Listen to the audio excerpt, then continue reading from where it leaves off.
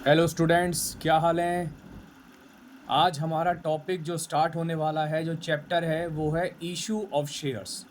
Second book का first chapter most important chapter है ये, इसलिए आज इसका डे वन स्टार्ट करते हैं हम लोग। ध्यान से सुनिएगा और थोड़ा सा कंसिस्टेंट वे में इसको देखते रहिएगा। सबसे पहले बात करते हैं शेयर का मतलब क्या होता है। It is a small unit of total share capital. Company की जो टोटल कैपिटल होती है, जो शेयर्स से इकट्ठी कर रखी होती है, वो शेयर कैपिटल हो गई। तो जो शेयर कैपिटल जो होती है वो थोड़े थोड़े या छोटे छोटे टुकड़ों में डिवाइडेड होती है, और हर एक टुकड़ा एक यूनिट बोला जाता है। उसी को हम लोग शेयर बोलते हैं। तो क्या कहते हैं, कंपनी की total share capital small units में डिवाइडेड होती है और हर एक यूनिट एक शेयर बोला जाएगा। अब शेयर कौन इशू कर सकता है? देखो, तीन कंपनीज आपको ध्यान रखनी है। एक होती है पब्लिक लिमिटेड कंपनी, ये शेयर्स को मार्केट में इशू कर सकती है। देखो, मार्केट में इशू करने का मतलब ये होता है कि कंपनी वाले शेयर्स को मार्केट में फ्लोट करते हैं, बेचने के लिए निकालते हैं। हम लोग, मैं और आप जैसे लोग, उनको परचेज करते हैं कंपनी के शेयर्स को, कंपनी में पैसा इन्वेस्ट करते हैं इस उम्मीद से कि कल को कंपनी अच्छा कमाएगी तो उसका कुछ हिस्सा प्रॉफिट का हमें भी भेजेगी, जिसे हम डिविडेंड बोलते हैं, पार्ट ऑफ प्रॉफिट। तो कंपनी को अगर पैसे का अरेंजमेंट पब्लिक से करना है तो वो शेयर्स इशू कर सकती है। पब्लिक में इशू किया जा रहा है, इसका मतलब है वो पैसा पब्लिक से अरेंज हो रहा है। पब्लिक खरीदेगी, कंपनी के पास पैसा आएगा। तो पब्लिक लिमिटेड कंपनी जो है वो शेयर्स इशू कर सकती हैं। कहने का मतलब है ये वाली कंपनीज पब्लिक से पैसे का अरेंजमेंट कर सकती हैं। जैसे रिलायंस इंडस्ट्रीज हो गई, डाबर इंडिया हो गई, इन्फोसिस हो गई, SAIL Steel Authority of India Limited हो गई, रेल विकास निगम लिमिटेड हो गई। मतलब जो बड़ी बड़ी कंपनीज हैं, आप जनरली जिनको जानते होंगे, वो सारी की सारी पब्लिक लिमिटेड कंपनीज ही होंगी। प्राइवेट लिमिटेड कंपनीज जो होती हैं वो पब्लिक में शेयर्स इशू नहीं कर सकती। इसका क्या मतलब निकल के आया कि प्राइवेट लिमिटेड कंपनी को अगर पैसा चाहिए होगा किसी प्रोजेक्ट के लिए, तो वो अपने जो मेंबर्स होंगे उनसे ही पैसे का अरेंजमेंट करेगी या लोन वगैरह लेके पैसे का अरेंजमेंट करेगी, लेकिन पब्लिक से पैसे का अरेंजमेंट वो नहीं कर सकते। सेम वे में अगर 1% कंपनी है तो वो भी पैसे का अरेंजमेंट अपने सोर्सेज से ही करेंगे, पब्लिक से पैसे का अरेंजमेंट नहीं कर सकते, पब्लिक में शेयर्स इशू नहीं कर सकते। मेंबर्स की बात कर लेते हैं। पब्लिक लिमिटेड में कम से कम 7 होते हैं और मैक्सिमम की कोई लिमिट नहीं होती है। प्राइवेट में कम से कम 2, और मैक्सिमम के लिए 2 जीरो आगे लगा दीजिएगा तो 2 से 200 होते हैं। और 1% कंपनी में तो एक ही मिनिमम और वो ही मैक्सिमम, एक ही बंदा होगा। डायरेक्टर्स की बात करें, पब्लिक में कम से कम 3, मैक्सिमम देखो तीनों में 15 ही होते हैं। प्राइवेट में 2 होते हैं मिनिमम, और 1% कंपनी में 1 होते हैं। तो 1 2 3, 1% में 1, प्राइवेट में 2, पब्लिक में 3। ठीक है, ये थोड़ा सा एक आपको ब्रीफ इंट्रोडक्शन था कि मेंबर्स कितने होते हैं, कौन शेयर्स इशू कर सकता है। इशू करने का मतलब होता है कि पैसा अरेंज किया जा सकता है। ठीक है, इसके बाद आगे अगर हम लोग देखें, इसके बाद आती है टाइप्स ऑफ शेयर कैपिटल। जो कंपनी की टोटल कैपिटल होती है उसे हम शेयर कैपिटल बोल रहे हैं। तो ये जो शेयर कैपिटल होती है इसके कुछ टाइप्स हैं। सबसे पहले ऑथराइज्ड, रजिस्टर्ड और नॉमिनल शेयर कैपिटल। 3 नाम लिखे हुए हैं, ऑथराइज्ड, रजिस्टर्ड या नॉमिनल शेयर कैपिटल। तीनों का एक ही मतलब है। देखो, इसका क्या मतलब है, जितने से कंपनी का रजिस्ट्रेशन होता है उसे रजिस्टर्ड शेयर कैपिटल कहते हैं। ये मैक्सिमम नंबर ऑफ शेयर्स होते हैं जो किसी कंपनी के पास होते हैं। और तीसरी बात, ये मेमोरेंडम ऑफ एसोसिएशन कंपनी का एक मेन डॉक्यूमेंट होता है, उसमें कैपिटल क्लॉज में बताई जाती है। तो 3 बातें बताई, तीनों का एक ही मतलब है। एमसीक्यू में किसी भी तरीके से पूछ सकता है। क्या बात बताई? जिससे रजिस्ट्रेशन हो रहा है, मैक्सिमम नंबर ऑफ शेयर्स हैं किसी कंपनी के पास, और ये मेमोरेंडम ऑफ एसोसिएशन में कैपिटल क्लॉज में लिखी हुई होती है। फॉर एग्जांपल, अगर मैं कहूँ किसी कंपनी की जो ऑथोराइज कैपिटल है वो 10,000 शेयर्स और एक शेयर 10 रुपये का है, एक शेयर का हो या एक यूनिट का हो, उसे हम एक ही बात मानेंगे। तो यहाँ पर कंपनी का रजिस्ट्रेशन 1,00,000 रुपए की कैपिटल से हुआ, जो कि 10 रुपए की छोटी छोटी यूनिट्स में डिवाइडेड थी, और इस तरीके से नंबर ऑफ शेयर्स कितने हो जाएंगे, 10,000 हो जाएंगे। तीनों का एक ही मतलब है, मैक्सिमम नंबर ऑफ शेयर्स हैं, इससे रजिस्ट्रेशन हुआ है, और ये मेमोरेंडम ऑफ एसोसिएशन के कैपिटल क्लॉज में लिखी जाती है। आगे चलते हैं। Issued share capital, authorise capital का वो पार्ट, वो हिस्सा जो कंपनी पब्लिक में बेचने के लिए निकालती है, उसे बोलते हैं इश्यूड शेयर कैपिटल। देखो, ज़्यादा से ज़्यादा 10,000 शेयर्स निकाल सकती है, लेकिन जितने की ज़रूरत होगी कंपनी उतने शेयर्स मार्केट में निकालेगी। सपोज़ मेरे एग्जांपल के हिसाब से कंपनी को 90,000 रुपये की ज़रूरत है, 90,000 रुपीज़ की नीड है, तो कंपनी मार्केट में कितने शेयर्स फ्लोट करेगी, 9,000। तो 9,000 shares at the rate of 10 each, ये कंपनी की इश्यूड शेयर कैपिटल हो जाएगी। तो ऑथोराइज कैपिटल का वो पार्ट जो कंपनी ने पब्लिक में बेचने के लिए निकाला, उसे बोलेंगे issued share capital. Subscribed share capital का मतलब क्या होता है? अब देखो, कंपनी ये शेयर्स बेचना चाहती है, तो क्या होता है, जगह जगह ऐड आने स्टार्ट हो जाते हैं, न्यूज़पेपर वगैरह में या आपके मोबाइल वगैरह पे ऐड आने स्टार्ट हो जाएंगे कि ऐसे ऐसे कंपनी शेयर्स मार्केट में निकालने जा रही है, आप उन्हें खरीदने के लिए अप्लाई करो। तो जितने शेयर्स खरीदने के लिए एप्लीकेशंस पहुंचेंगी, उसे बोलते हैं सब्सक्राइब्ड शेयर कैपिटल। आप कुछ इस तरीके से सोच लो, जैसे मान लीजिए किसी कॉलेज में 9,000 सीट खाली हैं, कॉलेज वालों ने एडमिशन के लिए जगह जगह ऐड निकाले कि हमारे कॉलेज में 9,000 सीट्स अवेलेबल हैं, आप लोग आएँ और हमारे कॉलेज में एडमिशन लें। तो जितने बच्चे एडमिशन लेने के लिए पहुंचेंगे, अप्लाई करेंगे, वो हो एक तरीके से सब्सक्राइब्ड शेयर कैपिटल हो जाएगी। वो कितने भी हो सकते हैं, वो हो सकता है 9,000 से कम बच्चे अप्लाई करें, हो सकता है 9,000 से ज़्यादा बच्चे अप्लाई करने के लिए पहुंच जाएं, और हो सकता है एग्जैक्ट 9,000 बच्चे ही पहुंचें। तो सेम वे में यहाँ पर आप इसे लिंक कर सकते हो। कंपनी चाहती है कि मेरे 9,000 शेयर्स बिकें, अब जितने शेयर्स खरीदने के लिए एप्लीकेशंस आएंगी, उन्हें बोलेंगे सब्सक्राइब, और वो 9 से ज़्यादा भी आ सकती हैं, कम भी आ सकती हैं, और एग्जैक्ट 9,000 भी आ सकती हैं। तो मैं मान लेता हूँ, मान लीजिए 8,000 शेयर्स खरीदने के लिए एप्लीकेशंस आई पब्लिक से, तो कंपनी की सब्सक्राइब्ड कैपिटल कितनी हो जाएगी, 80,000 रुपये की हो जाएगी। 80,000 कंपनी की सब्सक्राइब्ड शेयर कैपिटल हो जाएगी। 9,000 बेचना चाहते थे, लेकिन खरीदने के लिए ही 8,000 शेयर्स की एप्लीकेशन आई है, तो सब्सक्राइब्ड शेयर कैपिटल 80,000 हो जाएगी। तो ये 10,000 का जो डिफरेंस रहा ना, कंपनी 90,000 चाहती थी और कंपनी के पास 80,000 शेयर्स के लिए एप्लीकेशंस आई, तो बाकी का 10,000 रुपये फिर कंपनी अपने रिसोर्सेज से अरेंज करेगी, लोन वगैरह लेके जैसे भी करेगी। चलिए अब आगे चलते हैं। अब मैं अगर आपसे पूछूं, मेरे इस एग्जाम्पल में हमने पब्लिक को कितने शेयर्स दिए होंगे, कितने शेयर्स अलॉट करे होंगे, तो आंसर, हम तो चाहते थे 9,000 शेयर्स बिकें, लेकिन खरीदने वाले ही 8,000 शेयर्स के लिए आए, तो बताओ कितने शेयर्स बिकेंगे, 8,000 ही तो बिकेंगे, यानी कि हम 8,000 शेयर्स ही तो अलॉट करेंगे। तो कॉल्ड अप कैपिटल क्या होती है? कॉल्ड अप कैपिटल, ये जो 10 रुपये है, ये कंपनी के शेयर की फेस वैल्यू बोली जाती है। इसे हम फेस वैल्यू, नॉमिनल वैल्यू या ओरिजिनल वैल्यू बोलते हैं। और जब हम शेयर परचेस करते हैं, तो शेयर होल्डर की लायबिलिटी लिमिटेड होती है, यानी कि उसको एक शेयर पे ये वाला प्राइस पे करना है, 10 रुपये पे करने हैं। ये कंपनी की इच्छा है, कंपनी 10 रुपये कैसे मांग रही है, आपसे हो सकता है इकट्ठा मांग ले, हो सकता है कुछ किस्तों में मांगे। तो जैसा भी कंपनी आपसे पैसा मांगेगी, आपको वो कंपनी को पहुंचाना पड़ेगा, लेकिन मैक्सिमम 10 रुपये से ज़्यादा वो मांगेगी नहीं, 10 रुपये तक मांगेगी पर शेयर। अब मान लीजिए किसी के पास 100 शेयर हैं, तो उसको कितने देने पड़ेंगे, 1,000, 100 इंटू 10 के हिसाब से। किसी के पास 200 शेयर्स हैं, 200 इंटू 10, उसको 2,000 देने पड़ेंगे। तो कॉल्ड अप शेयर कैपिटल का मतलब क्या होता है, फेस वैल्यू का वो पार्ट जो कंपनी कॉल करती है, उसे कॉल्ड अप शेयर कैपिटल कहते हैं। मान लीजिए 10 रुपये में से कंपनी ने अभी 7 रुपये ही कॉल करे, अभी ज़रूरत नहीं है 3 रुपये की, मांग तो 10 सकती है, लेकिन केवल 7 रुपये की जरूरत पड़ रही है, तो कंपनी ने 7 रुपये मांगे। किन से? पब्लिक से।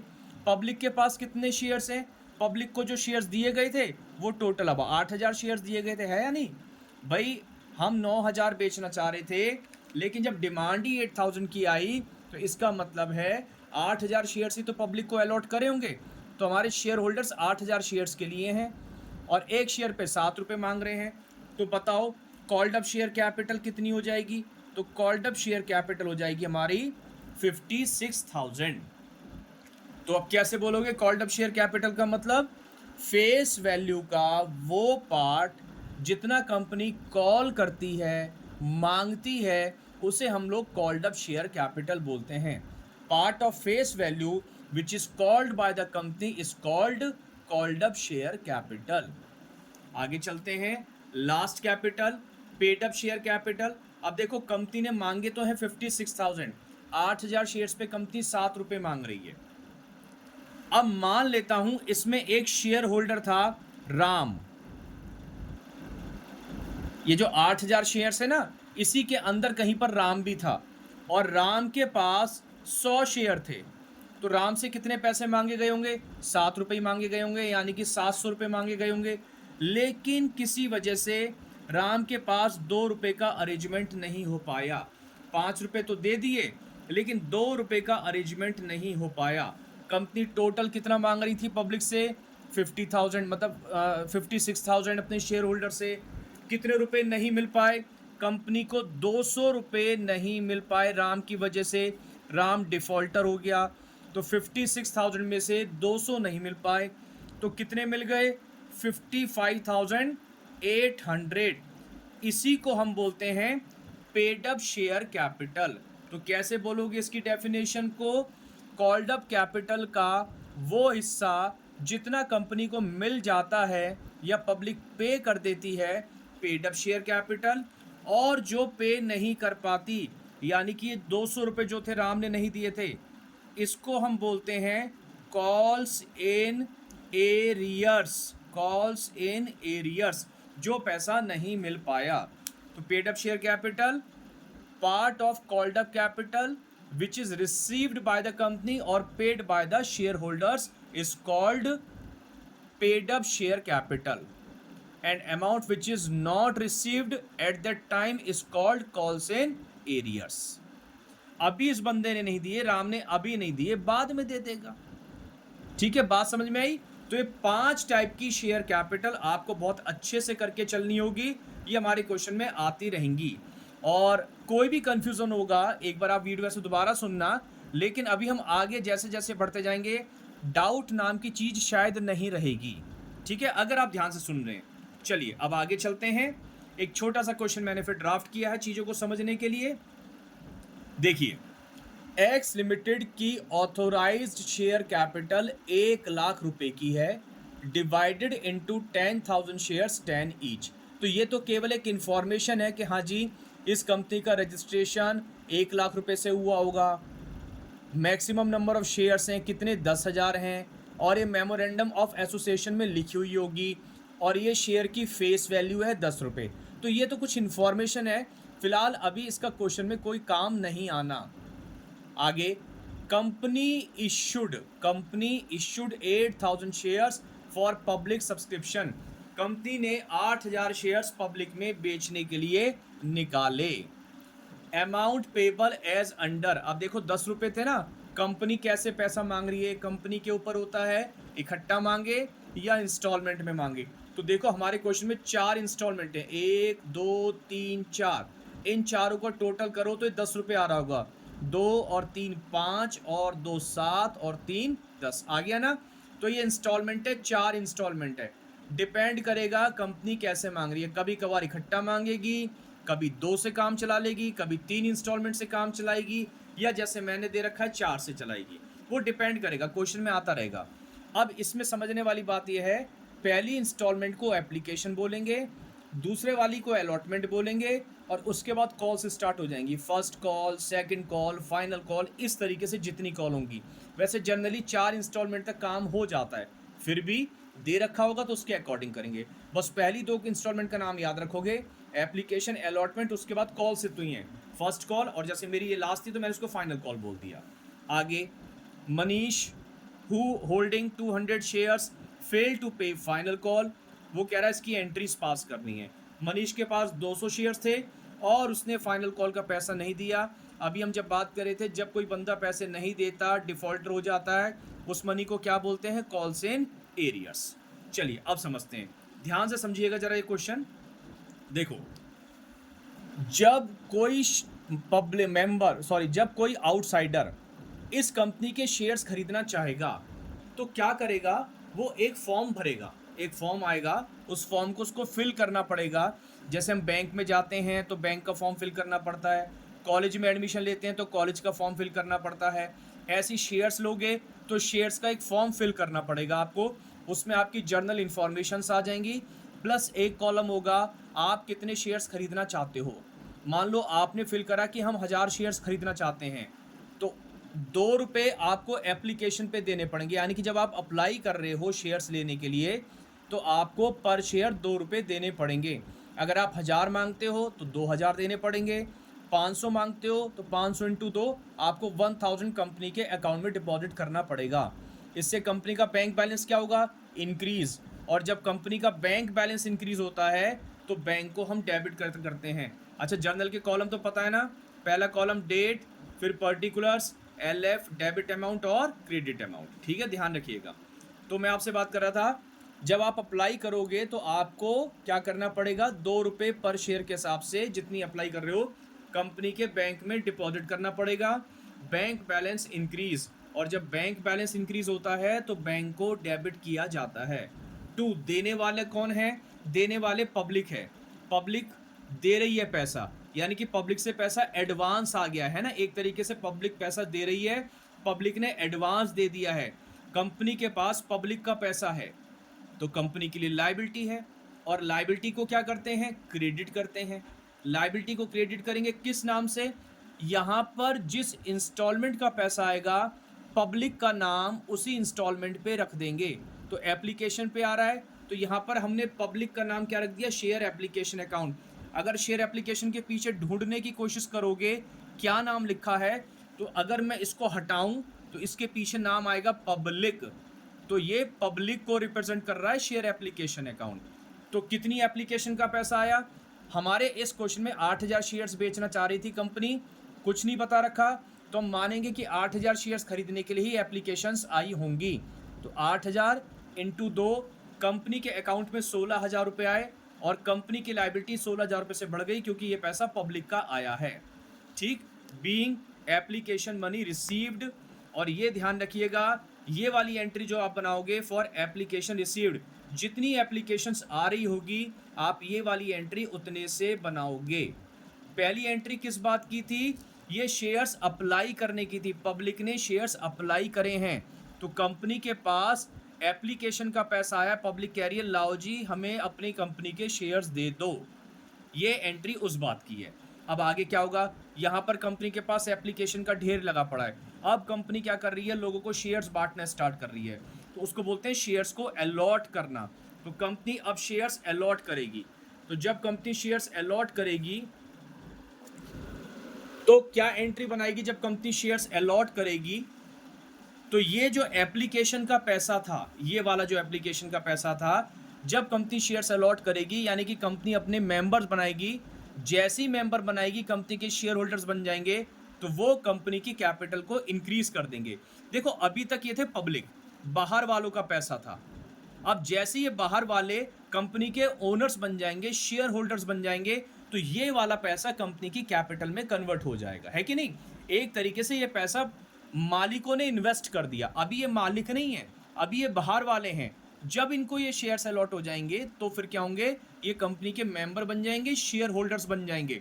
तो जैसी शेयर होल्डर्स बनेंगे तो ये वाला पैसा जो बाहर वालों का था अब ये मालिकों का पैसा हो जाएगा एक तरीके से। और जैसी मालिकों का पैसा होता है, मालिक पैसे इन्वेस्ट करते हैं तो उसे हम शेयर कैपिटल बोलते हैं, कंपनी की कैपिटल इंक्रीज हो जाएगी। तो एंट्री, शेयर एप्लीकेशन का पैसा हमने शेयर कैपिटल में ट्रांसफर कर दिया, जो बाहर वालों का पैसा था वो मालिक का पैसा बन गया। तो शेयर एप्लीकेशन अकाउंट खत्म होके शेयर कैपिटल अकाउंट बन गया। कोई हमसे पूछे भैया किस बात की एंट्री है, तो हम बात करेंगे कि ये शेयर्स को देने की एंट्री है, अलॉट करने की एंट्री है। यहाँ पर हमारे शेयर होल्डर्स बन गए। कितने शेयर्स दिए हैं? 8000 शेयर्स दिए हैं, तो 8000 इंटू 2 वही 16000 से। और यहाँ पर भी ध्यान रखिएगा, ये एंट्री किससे बनेगी? जितने शेयर्स अलॉट करे जाएंगे। इसका गेम अभी आगे आएगा, ध्यान रखना। अगली वीडियोस वगैरह में जब करेंगे तब समझ में आएंगी बातें। जो मैं बोल रहा हूँ आप उसे अपनी कॉपी में नोट करते हुए चलिएगा, है ना। तो narration being application money transferred. अब पहली एंट्री में एक बार फिर बता दो किस बात की थी? एप्लीकेशन रिसीव करने की थी। दूसरी एंट्री शेयर्स देने की थी। जैसे ही हम ये शेयर्स अलॉट कर देते हैं तो इसका मतलब ये होता है कि हमारे शेयर होल्डर बन गए, अब वो कंपनी के मालिक बन चुके हैं। अब कंपनी के पास राइट आ जाता है कि कंपनी उनसे आगे पैसा मांगेगी और उनको पैसा देना पड़ेगा। किनको? मेंबर्स को। अब तो मेंबर बन गए ना। मैंने बोला था कि कंपनी को 10 रुपये चाहिए, वो 10 रुपये कंपनी अपनी इच्छा से मांगेगी। तो हमारे क्वेश्चन में क्या था? 10 रुपये कैसे मांगे गए थे? 2 रुपये एप्लीकेशन पे वो आ गए। अब 3 रुपये अगली किस्त अलॉटमेंट पे मांगी जा रही है, यानी कि जब शेयर्स अलॉट कर दिए गए थे तो उसके बाद कंपनी ने उन लोगों के घर लेटर भेजा होगा कि देखो आप लोगों को कंपनी का शेयर होल्डर बना लिया गया है और अब आप अपनी अगली इंस्टॉलमेंट 3 रुपये, जिसे अलॉटमेंट कहा जाता है, वो दे दो। लेटर जाता है कंपनी का इस तरीके से शेयर होल्डर्स के पास। समझ में आ रही है बात? तो अब एक बात ध्यान रखनी है, इसके बाद कंपनी पैसा मांगेगी जिसे बोलते हैं ड्यू करना, और उसके बाद कंपनी को पैसा रिसीव होगा जिसे हम बोलेंगे रिसीव करना। तो अब एंट्रीज चलती रहेंगी, ड्यू करना, रिसीव करना, ड्यू करना, रिसीव करना, इंस्टॉलमेंट ड्यू, इंस्टॉलमेंट रिसीव। अब जब कंपनी इंस्टॉलमेंट ड्यू करेगी तो कंपनी मेंबर से पैसा मांगेगी। तो मेंबर से जब पैसा मांगेगी तो मेंबर हमारे डेटर बनेंगे। मेंबर डेटर, मेंबर से पैसा आएगा, डेटर को डेबिट किया जाता है और कंपनी की कैपिटल इंक्रीज। मेंबर से पैसा मंगाया जा रहा है तो कंपनी मान लेगी पैसा आ जाएगा तो कैपिटल को वो इंक्रीज कर देगी। तो मेंबर डेटर कैपिटल इंक्रीज, मैंने रीजन भी साथ साथ बता दिया। फिर ये मेंबर पैसा भेजना स्टार्ट करेंगे, धीरे धीरे कंपनी का बैंक बैलेंस बढ़ना स्टार्ट हो जाएगा, लोगों का मेंबर का पैसा आना स्टार्ट हो जाएगा कंपनी के बैंक में। तो bank balance increase, bank account debit, और 2 जो मेंबर हमारे डेटर थे अब वो कैंसिल हो जाएंगे, मेंबर हमारे खत्म हो जाएंगे। कहने का मतलब है मेंबर जितने से डेबिट हुए उतने से क्रेडिट हो जाएंगे जब सारा पैसा आ जाएगा। अब एक बात ध्यान रखो, यहाँ पर मेंबर का नाम बदल बदल के आपको किसका नाम लिखना है?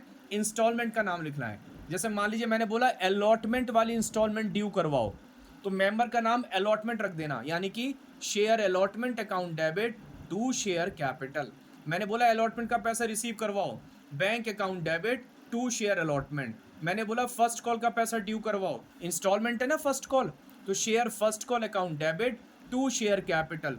मैंने बोला फर्स्ट कॉल का पैसा रिसीव करवाओ, bank account debit to share first call. मैंने बोला फाइनल कॉल का पैसा ड्यू करवाओ, share final call account debit to share capital, bank account debit to share final call. तो कितनी आसान सी बात है, 2 एंट्रीज पढ़ ली।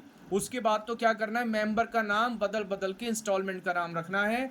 तो ये जो इंस्टॉलमेंट होगी ये हमारे मेंबर को रिप्रेजेंट करेगी। चलिए आगे चलते हैं। अब देखो अलॉटमेंट ड्यू करने की entry, share allotment account debit, वही मेंबर डेबिट, मेंबर का नाम share allotment account debit to share capital, being allotment money due. कितने शेयर्स थे? 8000। और अलॉटमेंट का पैसा याद है कितने रुपए का था? अलॉटमेंट का पैसा 3 रुपये का था, याद है ना? 3 रुपये है, फिर 2 रुपये फर्स्ट कॉल है, फिर 3 रुपये है। तो 8000 इंटू 3 ये आ जाएगा आपका 24,000 से। नरेशन बहुत सिंपल सिंपल सी बनानी है, बीइंग अलॉटमेंट मनी ड्यू। अब पैसा आएगा, मेंबर पैसा दे रहे हैं, bank account debit to member, member का नाम क्या है यहाँ पर? शेयर अलॉटमेंट 24,000 रुपये। जितने से डेबिट उतने से क्रेडिट, जितना पैसा मांगा फिलहाल सारा पैसा मिल गया। फर्स्ट कॉल ड्यू करते हैं। अच्छा नरेशन क्या लिखोगे? बीइंग अलॉटमेंट मनी रिसीव्ड, बस ये लिखना है। Share first call account debit to share capital account, first call due करने की एंट्री है ना। समझ में आ रही बात? फर्स्ट कॉल किसकी जगह लिखा है? वही मेंबर की जगह। तो share first call account debit to share capital 8000 into 2 16,000। Narration being, अब अलॉटमेंट की जगह फर्स्ट कॉल वर्ड लगा दो, being first call money due. Receive करो, bank account debit to share first call, जितने से डेबिट उतने से क्रेडिट। नरेशन बताओ, अब अलॉटमेंट की जगह क्या आ जाएगा नरेशन में? First call, being first call money received. Final call पे आते हैं, फाइनल कॉल ड्यू करवाओ, share final call account debit, member की जगह अब फाइनल कॉल वर्ड आ गया। 2 share capital, 8000 into 3, final call 3 रुपये की थी, 24,000 रुपये रिसीव कर लेते हैं। Bank account debit, 2 share final call, ये तो करना ही करना था ना, bank account debit to member. अब इसमें लिखा हुआ था एक हमारा शेयर होल्डर था मनीष, और उसने 200 शेयर्स पे क्या करा था, fail to pay final call, final call नहीं दे पाया था, डिफॉल्टर हो गया था, अभी नहीं दे रहा तो बाद में देगा, तो कॉल्स इन एरियर्स डेबिट, यानी कि ये डिफॉल्टर वाले डेटर बन गए ये। इसको जैसी नज़र आ रहा होगा ना, कॉल्स इन एरियर्स डेबिट, अच्छा इसका मतलब है फ्यूचर में अभी इतना पैसा आना है। कितने शेयर्स पे, 200 शेयर्स थे उसके पास, 3 रुपये की फाइनल कॉल नहीं दी, मतलब 600 रुपये नहीं दिए। तो पहले फाइनल कॉल जितने से डेबिट, फाइनल कॉल उतने से क्रेडिट, ये तो हर बार ऐसे ही करना है, पहले क्वेश्चन से आखिरी क्वेश्चन तक यही करना है। इंस्टॉलमेंट जितने से डेबिट होगी उतने से ही क्रेडिट होगी। तो 24 में से 600 रुपये नहीं मिले, 23,400 मिल गए। नरेशन बताओ, being final call money received. अब ये जितने भी share allotment, share capital, share final call, share first call, अगर क्वेश्चन में आ जाए कौन से अकाउंट होते हैं, तो आंसर ये सारे के सारे पर्सनल अकाउंट हैं, क्योंकि ये मेंबर को रिप्रेजेंट कर रहे हैं और मेंबर का अकाउंट पर्सनल अकाउंट होता है। तो आई होप आपको ये वाला वीडियो समझ में आई होगी। एक बार ध्यान से देखिएगा और इसको आप कंसिस्टेंट वे में देखते चलिएगा, चैप्टर तभी समझ में आएगा। और समझ में आया हो तो इसको आप शेयर कीजिए, लाइक कीजिए, और नए हो तो आप इसको सब्सक्राइब भी कीजिए। थैंक यू, मिलते हैं अगले वीडियो में।